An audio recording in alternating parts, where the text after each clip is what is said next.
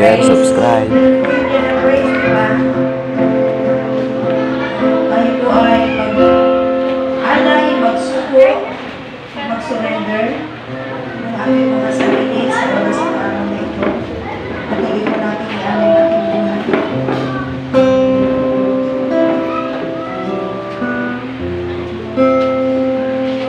May pula tayong mga punto. Kalimutan po natin ating mga lakad, ating po mga alalahanin sa buhay. Ang ating po lahat ng bigat. Dahil bago po tayo dumako sa lugar na ito, alam na po ng Diyos ang lahat ng ating mga bigat, mga pagsubok, mga laban ng buhay. Alam po ng Panginoon ang ating mga pangailangan. Alam ng Diyos na lumikha sa atin na kailangan natin ng mga bagay at ibibigay po niya ang lahat ng ito dahil siya po ang nangako. Ipayapa po natin ang ating mga puso, ating kaisipan, at hayaan na ang kapangyarihan lamang po ng Diyos ang patuloy po natin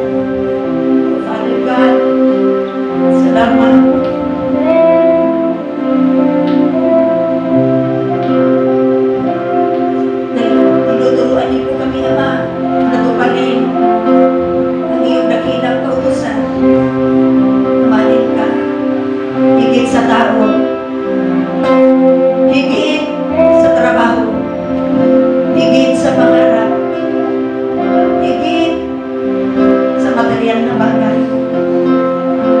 Dahil kayang-kaya niyo po ito, Panginoon.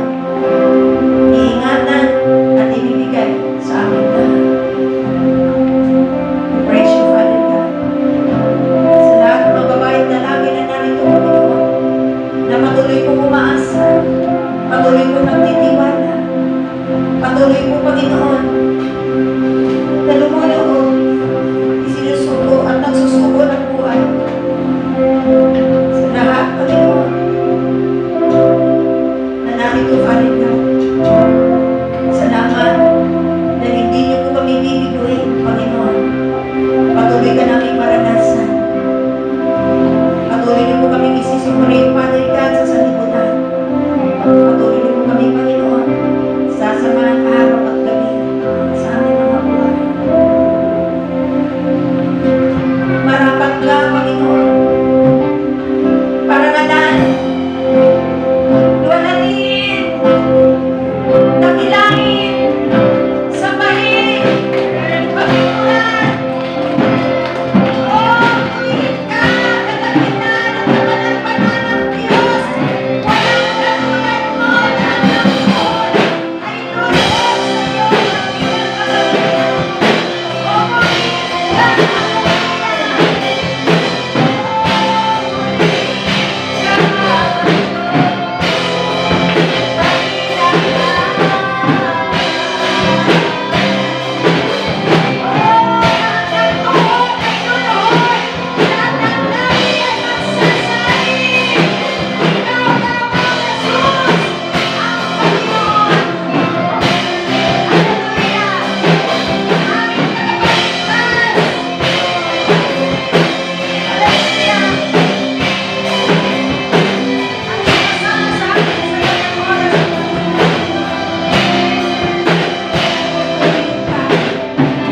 dakilain ka. Naman, kulang po ang aming oras upang aming i-express ang aming pasasalamat sa iyong kadakilaan, sa iyong kapangyarihan, sa iyong kahabagan at kabanalan sa aming buhay. Ngunit, Panginoon, isa lang po ang aming sasabihin. Mamahalin ka po namin ang buong puso, buong isip, buong kaluluwa, buong lakas. In the name of Jesus.